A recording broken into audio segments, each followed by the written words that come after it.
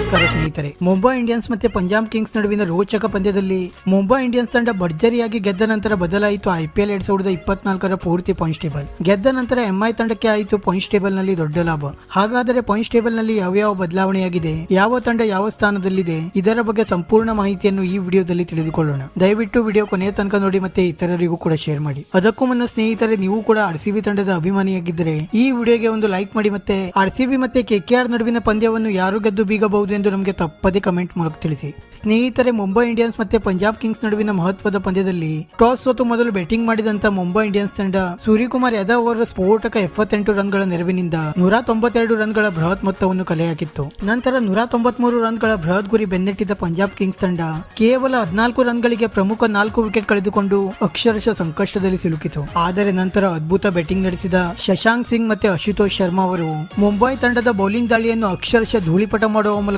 ಪಂಜಾಬ್ ತಂಡಕ್ಕೆ ಮತ್ತೆ ಗೆಲುವಿನ ಆಸೆ ಚಿಗುರಿಸಿದರು. ಆದರೆ ನಂತರ ಮತ್ತೆ ದಿಢೀರ್ ವಿಕೆಟ್ ಗಳನ್ನು ಕಳೆದುಕೊಂಡ ಪಂಜಾಬ್ ಕಿಂಗ್ಸ್ ತಂಡ 9 ರನ್ಗಳ ಅಂತರದಿಂದ ಸೋಲನ್ನು ಅನುಭವಿಸಿತು. ಮತ್ತೆ ಮುಂಬೈ ಇಂಡಿಯನ್ಸ್ ತಂಡ ಈ ಪಂದ್ಯವನ್ನು ಗೆದ್ದ ನಂತರ IPL 2024ರ ಪಾಯಿಂಟ್ಸ್ ಟೇಬಲ್ ಕಡೆಗೆ ನೋಡುವುದಾದರೆ ಸದ್ಯ ರಾಜಸ್ಥಾನ್ ತಂಡ 7 ಪಂದ್ಯವನ್ನು ಆಡಿ 6ರಲ್ಲಿ ಗೆದ್ದು ಮತ್ತೆ 1ರಲ್ಲಿ ಸೋತು 12 ಅಂಕದೊಂದಿಗೆ ಮೊದಲ ಸ್ಥಾನದಲ್ಲಿದ್ದರೆ KKR ತಂಡ 6 ಪಂದ್ಯವನ್ನು ಆಡಿ 4ರಲ್ಲಿ ಗೆದ್ದು ಮತ್ತೆ 2ರಲ್ಲಿ ಸೋತು 8 ಅಂಕದೊಂದಿಗೆ 2ನೇ ಸ್ಥಾನದಲ್ಲಿದೆ. ಮತ್ತೆ CSK ತಂಡ 6 ಪಂದ್ಯವನ್ನು ಆಡಿ 4ರಲ್ಲಿ ಗೆದ್ದು ಮತ್ತೆ 2ರಲ್ಲಿ ಸೋತು 8 ಅಂಕದೊಂದಿಗೆ 3ನೇ ಸ್ಥಾನದಲ್ಲಿದ್ದರೆ SRH ತಂಡ 6 ಪಂದ್ಯವನ್ನು ಆಡಿ 4ರಲ್ಲಿ ಗೆದ್ದು ಮತ್ತೆ 2ರಲ್ಲಿ ಸೋತು 8 ಅಂಕದೊಂದಿಗೆ 4ನೇ ಸ್ಥಾನದಲ್ಲಿದೆ. ಮತ್ತೆ LSG ತಂಡ 6 ಪಂದ್ಯವನ್ನು ಆಡಿ 3ರಲ್ಲಿ ಗೆದ್ದು ಮತ್ತೆ 3ರಲ್ಲಿ ಸೋತು 6 ಅಂಕದೊಂದಿಗೆ 5ನೇ ಸ್ಥಾನದಲ್ಲಿದ್ದರೆ ಡೆಲ್ಲಿ ತಂಡ 7 ಪಂದ್ಯವನ್ನು ಆಡಿ 3ರಲ್ಲಿ ಗೆದ್ದು ಮತ್ತೆ 4ರಲ್ಲಿ ಸೋತು 6 ಅಂಕದೊಂದಿಗೆ 6ನೇ ಸ್ಥಾನದಲ್ಲಿದೆ. ಮತ್ತೆ ಮುಂಬೈ ಇಂಡಿಯನ್ಸ್ ತಂಡ 7 ಪಂದ್ಯವನ್ನು ಆಡಿ 3ರಲ್ಲಿ ಗೆದ್ದು ಮತ್ತೆ 4ರಲ್ಲಿ ಸೋತು 6 ಅಂಕದೊಂದಿಗೆ 7ನೇ ಸ್ಥಾನದಲ್ಲಿದ್ದರೆ ಗುಜರಾತ್ ತಂಡ 7 ಪಂದ್ಯವನ್ನು ಆಡಿ 3ರಲ್ಲಿ ಗೆದ್ದು ಮತ್ತೆ 4ರಲ್ಲಿ ಸೋತು